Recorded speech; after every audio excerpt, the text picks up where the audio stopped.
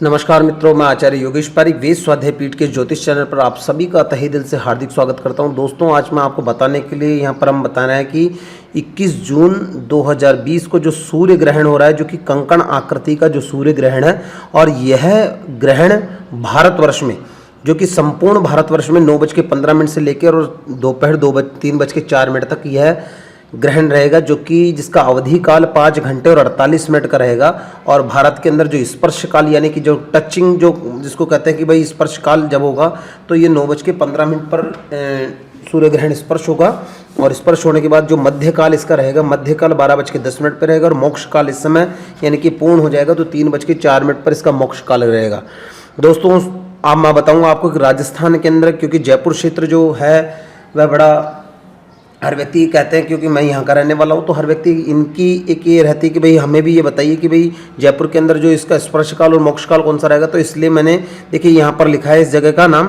तो राजस्थान के जो जयपुर क्षेत्र है, इसके अंदर 10:14 से लेकर और 1:44 यानी कि 3 घंटे और 29 मिनट का ये जो काल रहेगा, इसकी जो अवधि रहेगी ग्रहण की। और इसके अंदर जयपुर के अंदर देखा जाए तो स्पर्श काल 10:14 से प्रारंभ हो जाएगा और मध्य काल 11:56 पर रहेगा और इसका मोक्ष काल 1:44 पर हो जाएगा। देखिए, कुल मिलाकर मैं अगर कहना चाहूँ कि पूरे संपूर्ण भारत के अंदर 9:15 से और दोपहर 3:04 तक यह काल रहेगा। और राजस्थान यानी जयपुर के अंदर यह जो 10:14 से लेकर और 1:44 यानी कि 3 घंटे और 29 मिनट का यह अवधि रहेगी। दोस्तों, सूतक काल किसे कहते हैं कि सूतक काल के अंदर ऐसा कहते हैं कि 12 घंटे पहले निषेध हो जाता है सभी कार्य करना, खासतौर से सूर्य ग्रहण के अंदर, क्योंकि चंद्र ग्रहण का जो सूतक काल होता है वो 9 घंटे पूर्व होता है और सूर्य ग्रहण का जो सूतक काल होता है वो 12 घंटे पूर्व होता है। तो यहाँ पर हम बात कर रहे हैं सूतक काल की, क्योंकि यह सूतक काल 12 घंटे पूर्व होने से यानी कि 20 जून की रात्रि को 10:14 से, यानी कि जयपुर के अंदर 10:14 से सूतक काल प्रारंभ हो जाएगा। संपूर्ण भारत के अंदर 9:15 से यह सूतक काल प्रारंभ हो जाएगा। इस बार जो ग्रहण आ रहा है, यह ग्रहण मिथुन राशि के अंदर आएगा। पिछली बार जो आए थे 26 दिसंबर को ग्रहण, तो वह ग्रहण धनु राशि के अंदर था। और धनु राशि के अंदर 6 ग्रह एक साथ होने से आप देख सकते हैं कि जो अभी वर्तमान के अंदर जिस चीज़ को लेकर हम सभी जूझ रहे हैं, वह एक बहुत बड़ी परेशानी आ गई थी। लेकिन इस बार 6 ग्रहण, और इस बार मिथुन राशि के अंदर ये ग्रहण होने से, और ख़ास तौर से मैं आपको बताना चाहूँ कि 6 ग्रह वक्री होंगे और वक्री होने से कई सुखद परिणाम देंगे, क्योंकि इस समय पर एक मालव योग भी बनेगा। मालव योग के कारण यह जो ग्रहण है वो थोड़ा सा आंशिक लाभकारी रहेगा हमारे लिए, और ख़ासतौर से आर्थिक दृष्टि से यह ग्रहण लाभकारी रहेगा। तो आइए हम सबसे पहले मैं आपको बताना चाहूँगा कि आज मैं सिर्फ यही बताना चाहूँगा आपको कि इस बार जो 4 राशियाँ हैं, देखिए 4 राशियाँ कौन कौन सी है, उन 4 राशि वालों के लिए कैसा रहेगा यह समय, इसके बारे में हम बातचीत करेंगे। मैं बताना चाहूँगा आपको मेष राशि के बारे में, सिंह राशि के बारे में, और कन्या राशि के बारे में, और कुंभ राशि के बारे में। ये 4 राशियां ऐसी, इन राशियों के बारे में मैं आपको बताना चाहूँगा कि इस बार जो ग्रहण का जो रहेगा वह कैसा रहेगा इनके लिए, 4 राशि वालों के लिए क्या इनके लिए सुखद परिणाम आएंगे, कहाँ क्या नेगेटिविटी रहेगी। लेकिन आपको सबसे पहले मैं बता दूं कि 4 राशि वाली जो 4 राशियाँ हैं, मेष, सिंह, कन्या और कुंभ, ये चारों की चारों ही बहुत भाग्यवान राशि, क्योंकि इस बार जो मिथुन राशि का ग्रहण है ये सिर्फ इन 4 राशि वालों के लिए बहुत ही सुखद परिणाम लेकर आने वाले हैं। देखिए, मेरा एक उद्देश्य रहता है कि आपको भी मैं बता सकूं कि किस प्रकार हमें कुंडली देखनी चाहिए, और कुंडली के माध्यम से हमें छोटी छोटी जो सारी जानकारी है उनको भी मैं आपको प्रेषित कर पाऊँ। सिर्फ इतना सा ही आप लोगों से आशीर्वाद चाहूँगा। सबसे पहले मैं आपको बताऊँ, क्योंकि हर आदमी की इच्छा रहती है कि हम हमारे बारे में, हमारे भविष्य के बारे में जानकारी हो, लेकिन जानकारी के साथ साथ में हमें ये भी पता होना चाहिए कि किस प्रकार से ये योग बना और किस प्रकार से ये व्यवस्थाएं बैठ रही है। आइए हम बात करते हैं। सबसे पहले मैं आपको बताना चाहूँगा मेष राशि। देखिए, मेष राशि जो लग्न वाले यानी कि मेष राशि वाले जो जातक होते हैं, तो मेष राशि वालों का एक अत्यंत स्वभाव बहुत सरल होता है। छोटी छोटी बातों पर क्रोध जरूर करते हैं, लेकिन मन के बड़े साफ होते हैं। ऐसे इनकी खास तौर से मैं विशेषता बताने जाऊँगा। और दूसरा मैं बताऊँ कि इस बार जो मेष राशि में यानी कि धन के भाव में शुक्र बैठे हुए हैं, और शुक्र जो कि दूसरे भाव के स्वामी हैं और सप्तम भाव के स्वामी, यानी कि ये जो दोनों जगह जहाँ पर बैठे हुए हैं ये अच्छी जगह पर बैठे हुए हैं, और अच्छी जगह पर बैठने से इनको आर्थिक लाभ होने की पूरी संभावना बनेगी। और ख़ास तौर से बताना चाहूँगा कि धन का लाभ मिलेगा। धन लाभ के साथ साथ में ये सोना चांदी या कोई भी चीज़ के अंदर यदि इन्वेस्ट करना चाहे तो उसके अंदर भी इनको लाभ मिलेगा। यानी कि कुल मिलाकर इनकी जो अब तक अर्थव्यवस्थाएं गड़बड़ाई हुई थी, अर्थव्यवस्थाएं इनके अनुकूल होने से इनको लाभ मिलेगा। दूसरा जो मेष राशि वाले हैं, मेष राशि देखिए पराक्रम भाव में आपकी ये ग्रहण योग बन रहा है। तो पराक्रम भाव में बैठने से क्या होता है कि सूर्य और बुध दोनों मित्र हैं, और सूर्य जो महाराज है, सूर्य ग्रह है, ये अपने मित्र की राशि के अंदर बैठे हुए हैं। तो मित्र की राशि के अंदर बैठने से, और यहाँ पर देख सकते हैं हम कि राहु और बुध भी आपस में मित्र हैं। तो यहाँ पर 3 मित्रों की एक साथ सूर्य बुध और राहु, यानी कि सूर्य और बुध आपस में मित्र हैं, लेकिन ये दोनों शत्रु हैं। सूर्य राहु शत्रु है, लेकिन सूर्य बुध राहु बुध के, क्योंकि बुध का घर है तो बुध के दोनों मित्र हैं, सूर्य भी मित्र है और राहु मित्र है, लेकिन यहाँ पर चंद्रमा इनका शत्रु है। लेकिन इससे कोई फर्क नहीं पड़ेगा, क्योंकि 2 ग्रह जब बलिष्ठ होकर बैठ जाते हैं तो यहाँ पर यह अनुकूल फल देते हैं। अब देखिए यहाँ पर ग्रहण का क्या अनुकूल फल मिलेगा, मैं आपको बताऊं कि मेष राशि वालों के लिए कि इस समय आपका यश मान प्रतिष्ठा, इस चीज़ को आपको लेकर बहुत पॉजिटिव आपके रिजल्ट्स मिलने वाले हैं। क्योंकि तीसरा जो घर होता है पराक्रम का कारक होता है, बल का कारक होता है, यानी कि छोटी छोटी बातों पर हो सकता है आपको क्रोध आए, लेकिन आप जो भी कार्य करेंगे बड़ा एनर्जेटिक होकर करेंगे। आप बड़े या मैं कहना चाहूँ कि जो भी आप कार्य प्रारंभ करने वाले हैं बड़े जोर शोर से और करने वाले हैं, और आपको पड़ोसियों से लेकर कुछ लाभ मिलने वाले की स्थिति बनती है। भाई बहनों को लेकर सुखद समाचार मिल सकते हैं। हाँ, यह समय आपके लिए बहुत शांति प्रिय रहेगा, जब क्योंकि आपको ऐसा लगता होगा कि अपन ने जो दूसरों के लिए भला करा, आपने दूसरों की जो मदद करी, हेल्पिंग नेचर करी, उसको लेकर आपके लिए बहुत सुखद परिणाम आने वाले हैं। क्योंकि पराक्रम भाव में यानी कि तीसरे घर में बैठने से मेष राशि वालों के लिए यह बहुत ही सुखद समाचार आने वाले हैं। हाँ, ये और यह समय जो निकलेगा आपका बहुत क्रिएटिविटी का निकलेगा। बहुत आप इस समय यानी पशु पक्षियों से भी आपका प्रेम जो रहेगा बहुत अधिक रहेगा, शांति प्रेमी रहेंगे, प्रकृति प्रेमी रहेंगे। क्योंकि तीसरा जो घर होता है ये मिथुन राशि होती है, आदमी को प्रकृति प्रेमी बनाती है। तो आपको नेचर वाइज बहुत अच्छा पसंद आएगा, और नेचर को लेकर आपके मन में बहुत उमंग रहेगा, बहुत उत्साह रहेगा। यानी कि प्रकृति से जुड़े हुए कार्यकलापों को करने के अंदर आप बहुत ही अनुकूलता आपके लिए ठीक रहेगी। चलिए हम बात करते हैं कि देखिए यहाँ पर शनि महाराज बैठे हुए हैं दशम भाव में, और दशम भाव कहते हैं कि बहुत अच्छा घर होता है, लेकिन दशम और एकादश भाव के स्वामी जो शनि है, शनि बैठे हुए हैं आपके दशम भाव के अंदर। तो दशम भाव में बैठने से यह समय आपके लिए कर्म को लेकर, व्यापार को लेकर, नौकरी को लेकर जो या व्यापारिक सब चीज़ों को लेकर आपके लिए बहुत ही लाभ मिलने वाला है। मैं बता दूं मेष राशि वालों के लिए कि मेष राशि वाले जो जातक हैं उनको यदि जो इंश्योरेंस से जुड़े हैं, प्रॉपर्टी डीलर हैं, या खेतीबाड़ी का कोई कार्य करते हैं, या गाड़ी सर्विसेज का कार्य करते हैं, इलेक्ट्रॉनिक कोई कार्य करते हैं, मिट्टी से बने हुए खिलौने या मिट्टी के बर्तनों को लेकर कोई कार्य करते हैं, सीमेंट ईंट फार्मिंग को लेकर या फार्मर को लेकर कोई काम करते हैं, या आर्मी से संबंधित जो जुड़े हुए हैं, या पुलिसकर्मी से जुड़े हुए जो लोग हैं, या कंस्ट्रक्शन से जुड़े जो लोग हैं, इन लोगों के लिए यह समय बहुत ही अनुकूल मिलने वाला है और बहुत ही आपको लाभ के अवसर मिलेंगे। तो देखिए दोस्तों, ये थी मेष राशि। हम बात करते हैं आगे सिंह राशि की। सिंह राशि वाले जो जातक होते हैं बड़े स्वाभिमानी होते हैं, अपने कार्य को जो करते हैं तो बड़े ही मन लगाकर करते हैं, और उसके अंदर पूरा अपना पुरुषार्थ डालने का प्रयास करते हैं, अपनी पूरा प्रयास करते हैं कि उन्हें जैसा भी कार्य हो उसको अच्छे से अच्छा एक परिणाम दिया जाए, जिसको कि लेकर बहुत उनको सुखद भी रहते हैं, और बहुत पॉजिटिविटी उनके अंदर बहुत ज़्यादा रहती है। खासतौर से मैं बताना चाहूँगा कि वो लोग एक जो भी काम करते हैं बड़े उत्साह के साथ में वो कार्य करते हैं। तो इस बार जो इनका सिंह राशि वालों का जो बन रहा है, यानी कि जो ग्रहण योग बन रहा है वो एकादश भाव में बन रहा है। एकादश भाव के अंदर जैसे कि मैंने आपको पहले भी बताया था कि जो बुध ग्रह हैं, और बुध ग्रह की स्वयं की राशि है यहाँ पर जो कि नेचर से जुड़ी हुई है, और इसके जो मित्र हैं राहु हैं और सूर्य हैं। तो बुध के जो राहु और सूर्य दोनों के दोनों मित्र हैं, और यह इनको सफल परिणाम देंगे। इस समय के अंदर क्या होगा, अच्छा केतु की हम बात करते हैं तो केतु यहाँ पर छठे भाव में बैठे हुए हैं। जो गुरु महाराज हैं शनि के, यानी कि दोनों गुरु हैं जो शनि के घर में बैठे हुए हैं, अपने शत्रु के घर के अंदर बैठे हुए हैं। मंगल हैं जो अपने मित्र के घर में बैठे हुए हैं। तो कैसा रहेगा इन लोगों के लिए, परिणाम कैसा रहेगा। और केतु है जो केतु भी अपने शत्रु के घर में बैठा हुआ है, तो किस प्रकार से ये जो कालसर्प दोष जो इनके बना हुआ है वह किस प्रकार से इनके लिए लाभप्रद रहेगा। लेकिन मैं आपको बताना चाहूँगा इनके लिए बिल्कुल भी नेगेटिविटी नहीं है, इनके लिए पॉजिटिव है, लेकिन आंशिक नेगेटिविटी भी रहेगी। तो पॉजिटिविटी क्या है, सबसे पहले हम उसके बारे में विचार करके बताते हैं। देखिए सिंह लग्न के जो जातक होते हैं बड़े स्वाभिमानी होते हैं, अपने कार्य के अंदर चतुर और निपुण होते हैं। ठीक है। इनके अंदर बोलने का जो पावर होता है, इनके अंदर भगवान ने कुछ एक्स्ट्रा ही दिया है। तो इनसे यदि कोई व्यवहार बनाना चाहे तो ये मान लीजिए कि व्यवहार जब इनके द्वारा ही टूटता है तो ही आप तोड़ सकते हैं, अन्यथा आपको व्यवहार तोड़ने की आवश्यकता नहीं पड़नी चाहिए, क्योंकि इनके जो व्यवहारिक गुण इनके अंदर एक पूर्णतया से विद्यमान रहता है, लोग इनसे बहुत आकर्षित रहते हैं। दूसरा मैं बताऊं कि इनके जैसे कि इनकम भाव के अंदर बैठने से जो आय भाव के अंदर इस बार जो ग्रहण बना हुआ है, ग्रहण योग बना हुआ है, तो इस काम को लेकर यानी कि जो 21 जून 2020 से जो सूर्य ग्रहण जो बन रहा है, तो उसके अंदर सिंह राशि वालों के लिए यह समय एक इनकम का, जो अब तक जिस इनकम को लेकर आप बहुत परेशान थे, उस इनकम को लेकर आपको फायदा मिलने वाला है। जो रकम आपकी रुकी हुई थी वो रकम आपको मिलने वाली है। आपके मित्र सुखों का लाभ आपको बहुत मिलने वाला है। बहुत समय से आप अपने मित्रों से नहीं मिल पाए, लेकिन इस समय के अंदर आप अपने मित्रों से नहीं मिल पाएंगे और मित्रों को लेकर भी आपको यह समय लाभ वाला होगा। जो लोग ठेकेदारी करते हैं, जो लोग मैं बताना चाहूँगा कि कोई कमीशन एजेंट का काम करते हैं, तो इन लोगों को यह समय बहुत अनुकूल रहेगा। और एक चीज़ जो बताऊं आपको कि जो लोग, क्योंकि जो एकादश भाव होता है वो होता है आपके निजी लोगों का, खास लोगों का, तो खास लोगों को लेकर आपके मन में बहुत खुशी आएगी।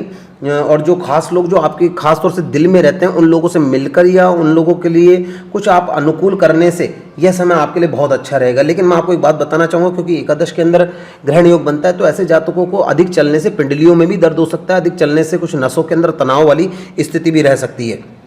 यह समय आपके लिए कुछ लाभप्रद भी लेकर आया है कि जैसे कि सिंह राशि वाले जो जातक हैं, तो सिंह राशि वालों को यानी कि गवर्नमेंट की यदि कोई आप अधिकारी के अंदर हैं या गवर्नमेंट से जुड़े हुए कोई रिलेटेड कार्य करते हैं, या आपकी सरकारी सेवाओं के अंदर यदि आप हैं, या आपने कोई किराने की दुकान खोल रखी है, आप यदि वाद्य यंत्र से जुड़े हुए हैं, बेकरी का यदि आप कार्य करते हैं, गाड़ी सर्विसेज का कोई कार्य करते हैं, गाइडिंग का कार्य करते हैं, या किसी के सलाहकार का कार्य करते हैं, या पेंटिंग्स के अंदर यदि आपकी रुचि है, या मैनेजमेंट के अंदर या स्पोर्ट्स के अंदर या कोई भी प्रकार का आप इवेंट्स वगैरह के अंदर आप कोई कार्य करते हैं, या आप उसको अच्छा करने का प्रयास करते हैं, कोई आप इलेक्शन या नेतागिरी के अंदर आप यदि इससे रिलेटेड कोई काम करें, तो यह समय आपके लिए बहुत ही अनुकूल होने वाला है। यह जो ग्रहण आने वाला है, यह ग्रहण के बाद आपको बहुत अच्छी सफलताएं और बहुत अच्छा लाभ मिलने वाला है। दोस्तों, हम बात करते हैं कन्या राशि की कि कन्या राशि वालों के लिए यह समय कैसा रहेगा। देखिए, मैं आपको बताना चाहूँगा, जो कन्या राशि वाले जो जातक होते हैं, तो कन्या राशि वाले जातक बड़े संवेदनशील होते हैं। इनको क्या होता है कि कोई भी ये काम करते हैं तो बड़े उत्साह से तो करते हैं, लेकिन साथ ही के अंदर ये उत्साह के साथ साथ इनका जो कुछ एक नेगेटिव रहता है, ये बड़े उत्साह, जितने उत्साह से कार्य चालू करते हैं उतने ही उत्साह से उस कार्य के अंदर भी उनके प्रतिबंध लग जाता है।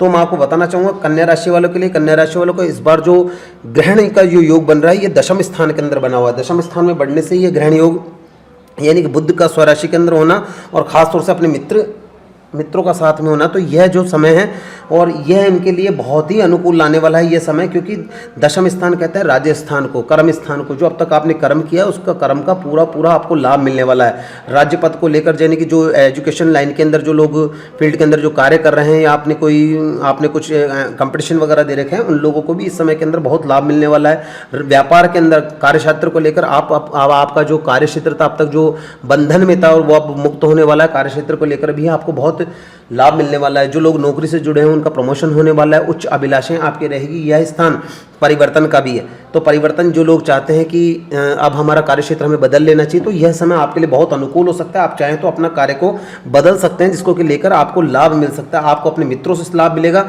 साथ में शिक्षा से राज्य पद की प्राप्ति हो सकती है। खास तौर से आपको ध्यान रखना, क्योंकि यह स्थान कहलाता है घुटनों का, और आपके जो ससुराल पक्ष के अंदर जो माता जी हैं, आपकी मदर इन लॉ है, सासू जी हैं, उनको लेकर आपको कुछ शुभ समाचार मिल सकते हैं। उनको लेकर आपको कहीं बेनिफिट्स भी मिल सकते हैं। जो कन्या राशि वाले हैं, तो कन्या राशि वालों के लिए मैं बताना चाहूँगा कि आपकी जो लग्नेश है वह शुक्र बुध है, और बुध वाले यानी कि जो लोग जैसे प्रकृति से जुड़े हुए हैं, ठीक है, या फिर शेयर मार्केटिंग का कोई काम करते हैं, मोबाइल का कोई काम करते हैं, आप मार्केटिंग का काम करते हैं, पांडित्य क्षेत्र से या ज्योतिष से या डांसिंग से कोई आप क्रिएटिविटी करते हैं, कुछ सिखाते हैं जैसे कि, और या फिर कोई एंकरिंग का काम करते हैं, या न्यूज़ एंकरिंग का काम करते हैं, फ्रूट का काम करते हैं, या कोई बैंकिंग लाइन के अंदर हैं आप, या स्टेशनरी लाइन में, या एजुकेशन लाइन में, या टीचिंग लाइन में। यदि आप कोई परामर्श का काम करते हैं, या आप पूजन पाठ से संबंधित कोई पूजन सामग्री का, या कोई औषधालय के अंदर किसी वर्किंग का काम करते हैं, औषधियाँ बेचने का काम करते हैं, या मकानों को लेकर उनके नक्शे वगैरह का काम करते हैं, कोई गार्डनिंग का काम करते हैं, या कोई आप बिजनेसमैन हैं, या गृह उद्योग यदि आपने कर रखा है, या आप पत्रकार हैं, तो उन लोगों को यह समय बहुत ही अनुकूल है आप लोगों के लिए और बहुत ही अच्छे आपको लाभ दे सकता है। दोस्तों हम बात करते हैं कुंभ राशि की। कुंभ राशि के लिए देखिए मैं बताना चाहूँगा कि कुंभ राशि वाले जातक बड़े साहसी होते हैं। साहसी के साथ साथ में इनको जो एडवेंचरिंग करना बड़ा अच्छा लगता है और ख़ास तौर से इन लोगों के लिए वाणी सबसे बड़ा इनका एक हथियार होता है। वाणी के माध्यम से हर व्यक्ति को अपना बना सकते हैं। तो कुंभ राशि वाले न्यायप्रिय भी होते हैं, लेकिन जितने न्यायप्रिय रहते हैं वो बाहर से उतने ही अंदर से विपरीत भी लगते हैं, क्योंकि इनकी दो बातें होती है, जैसे दिखते हैं वैसे होते नहीं। चलिए ये बात की बात है, मैं आपको बताना चाहूँगा कि धन भाव के अंदर आपकी बार मंगल बैठे हुए हैं और मंगल जो हैं ये जो मंगल है मतलब कि अपने मित्र की राशि के अंदर बैठे हुए हैं। और जो बुध जो इस बार ग्रहण का योग बना रही है, सूर्य चंद्र राहु बुध, ये तीनों के तीनों ये चारों ग्रह यहाँ पर बैठे हुए हैं आपके पंचम भाव के अंदर। और पंचम भाव में बैठने से कैसा रहेगा आपके लिए, पंचम भाव का ग्रहण कुंभ राशि वालों के लिए कैसा रहेगा। और इस बार ये बताना चाहूँगा कि इन चारों राशि वालों के लिए इस समय जो 6 ग्रह हैं ये वक्री भी है, लेकिन वक्रीय होने से कई बार हमें क्या होता है कि बहुत अच्छे लाभ भी दे देते हैं। तो मैं आपको बताना चाहूँगा कुंभ राशि वालों के लिए, कुंभ राशि वालों आपके जो पंचम भाव के अंदर ये ग्रहण बैठा हुआ है, तो पंचम भाव है संतान का, विद्या का। और आपको यह समय आपके लिए संतान के लिए बहुत सुखद समाचार देने वाली है। यह समय आपके लिए जो विद्या के क्षेत्र के अंदर आपने कोई प्रोग्रामिंग कर रखी है, लाइफ को लेकर आपने कुछ सोच रखा है, तो इस समय के अंदर आपको बहुत अच्छा लाभ मिलने वाला है। ज्योतिष को लेकर जो अब तक आपकी रुचि थी उसके अंदर, उस रुचि के अंदर आपकी और रुचि आगे बढ़ने का प्रयास हो सकता है। इस समय हो सकता है कि आपको ऐसा लगता हो कि मेरी याददाश्त ही चल गई है, लेकिन आप ओम गंग गणपते नमः का नित्य मंत्र का जाप करा करें, ताकि आपकी जो याददाश्त है वो आपकी प्रॉपरली आपको लाभ दे सके। क्योंकि बुध के घर के अंदर इस बार आपका ग्रहण बना हुआ है, तो आपको कुछ ऐसा फील होने लगेगा, आपको यूँ लगने लगेगा मेरी याददाश्त से कुछ कम होने लगी है। हाँ, ये जरूर है कि आपका शास्त्रों को लेकर और अपने इष्ट को देव को लेकर या तंत्र मंत्र में इस बार आपकी बहुत रुचि बनने वाली है। या फिर मैं आपको बताऊं कि यह समय आपके लिए रोमांस को भरपूर देने वाला है। यह समय आप यदि फिजिकली एक्सरसाइज करें तो इस समय यह चीज़ आपको बहुत लाभ दे सकती है। और व्यय भाग के अंदर गुरु और शनि दोनों यानी कि शत्रु हैं एक दूसरे को, और ये दोनों व्यय भाव के अंदर बैठे हैं, तो व्यय भाव में बैठने से अत्यधिक आपको नुकसान करा सकते हैं। इस समय आपको हो सकता है कि कुछ नींदों में कमी हो, लेकिन आप यदि अपने इष्ट की आराधना करें तो ये समय आपके लिए बहुत अनुकूल हो सकता है, बहुत आपको लाभ दे सकता है। जो कुंभ राशि वाले हैं, कुंभ राशि वाले जातक यदि कोई कमीशन से संबंधित कोई काम करते हैं, ठेकेदारी का कोई काम करते हैं, मशीनरी से संबंधित कोई काम करते हैं, लोहे का, केमिकल का, ऑयल का, डीजल का या कोल का, या फिर लीकर, प्रॉपर्टी को लेकर कंस्ट्रक्शन का, लेदर का, क्राफ्ट का, वूलन का, या लोहे से संबंधित बने हुए उपकरण जैसे कि कूलर, पंखे आदि का यदि कोई काम करते हैं, फुटवियर का काम करते हैं, या तेल की मील चलाते हैं, धान्य का कोई काम करते हैं, धान्य के सेलिंग ब्रोकरी का काम करते हैं, या फिर गाड़ी का लेन देन का कोई काम करते हैं, या सैनिटरी का काम करते हैं, कोई कबाड़ी का काम करते हैं, या वकालत या प्लम्बर से संबंधित यदि आप कोई काम करते हैं, तो इस समय के अंदर यह समय आपके लिए बहुत ही लाभप्रद देने वाला है। दोस्तों 4 राशियां मैंने बताई, मेष राशि, सिंह राशि, कन्या राशि और कुंभ राशि।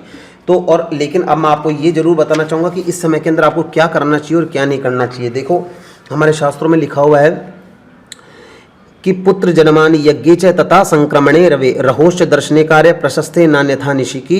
पुत्र का यदि जन्म होता है या संतान का जन्म होता है, या फिर रवि या तथा संक्रमणे रवि यानी कि सूर्य चंद्रमा संक्रमण हो, संक्रमण कहते हैं ग्रहण काल को, यदि ग्रहण काल हो तो इस समय चाहे प्रशस्ते नान्यथा निशि, चाहे रात्रि क्यों ना हो, लेकिन हमें स्नान जरूर करना चाहिए। दोस्तों अब मैं आपको बताऊंगा सबसे पहले कि क्या करें और क्या ना करें। तो हमें क्या करना चाहिए, इस समय सुंदरकांड का पाठ करना चाहिए, अपने इष्ट की साधना करनी चाहिए, हनुमान चालीसा का पाठ करना चाहिए, यदि आप गुरु मंत्र से दीक्षित है तो गुरु मंत्र का जप करना चाहिए, अपने इष्ट की साधना करनी चाहिए, गायत्री मंत्र का उच्चारण करना चाहिए, सूर्य का जो बीज मंत्र होता है इसका भी आप जाप कर सकते हैं, मेडिटेशन आप कर सकते हैं। नदी में खड़े होने का विशेष महत्व बताया गया कि नदी में या तालाब में खड़े होकर हम जल के अंदर, जलाशय के अंदर खड़े होकर यदि हम जप पूजा करते हैं तो उसका अनंत कोटि फल मिलता है। तो आप ऐसा भी कर सकते हैं। और इस दिन हमें स्नान आदि से निवृत्त होकर कुछ धान्य, साथ में गुड़ और घी और कुछ भेंट लेकर ऐसे व्यक्ति को दान देना चाहिए जो उसके पात्र हो।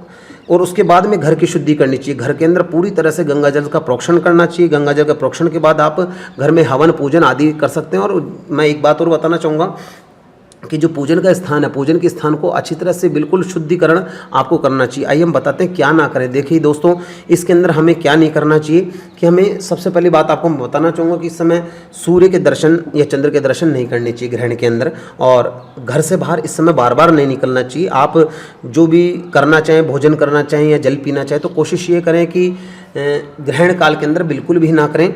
तो इस समय भोजन जो करते हैं यानी कि पानी पीना, भोजन करना, सोना, सजना संवरना, रतिक्रिया, मलमूत्र का त्याग, सीना पिरोना, सब्जी काटना, ये सभी चीज़ें इस समय पर निषेध रहती है। और ख़ास तौर से मूर्ति का स्पर्श बिल्कुल नहीं करना चाहिए, ग्रंथों का स्पर्श नहीं करना चाहिए। देवतुल्य जो पेड़ पौधे होते हैं यानी कि तुलसा का हुआ या बरगद का हुआ, पीपल का हुआ या केले का हुआ, इस प्रकार से इन पौधों पर भी आप या वृक्षों पर इन पे हाथ लगाने से दोष रहता है। दोस्तों, बालक, छोटा बालक जो बिल्कुल शिशु है और गर्भवती स्त्रियां, कोई व्यक्ति रोगी यदि हमारे घर में और या घर में कोई वृद्ध है तो आवश्यकता में आप उसे भोजन भी करा सकते हैं, आवश्यकता में हम उसे जल भी पिला सकते हैं और मलमूत्र का त्याग भी वो कर सकते हैं। लेकिन मैं छोटी सी आपको बात बताना चाहूँगा कि देखिए दोस्तों, कि यदि हमारे घर में कोई बासा भोजन रखा हुआ है या बासा जल रखा हुआ है जो कि इस ग्रह से एक इफेक्टेबल हो गया है, नेगेटिविटी उसके अंदर आ गई है, तो मैं आपको इतना सा कहना चाहूँगा कि उस जल को और उस भोजन को बिल्कुल आपको फेंकाने देना चाहिए। क्योंकि हमारे शास्त्रों में लिखा गया है कि जैसा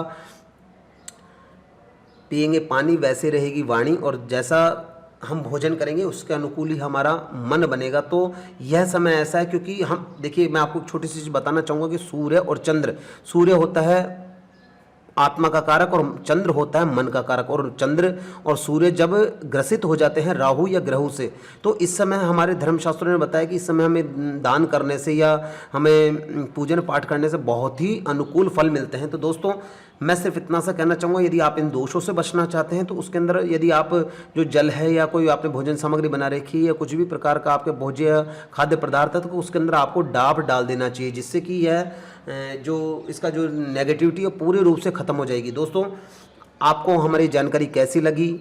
मैं आप सभी मेरे मित्रों से, सभी शिष्यों से यही चाहूँगा कि हमारे इस चैनल को अधिक से अधिक शेयर करें। जिन लोगों ने अभी तक इसे सब्सक्राइब नहीं किया है वो हमारे इस चैनल को सब्सक्राइब करें। मैं आचार्य योगेश पारिक आप सभी का बहुत बहुत हार्दिक अभिनंदन करता हूँ। जय हिंद, जय भारत।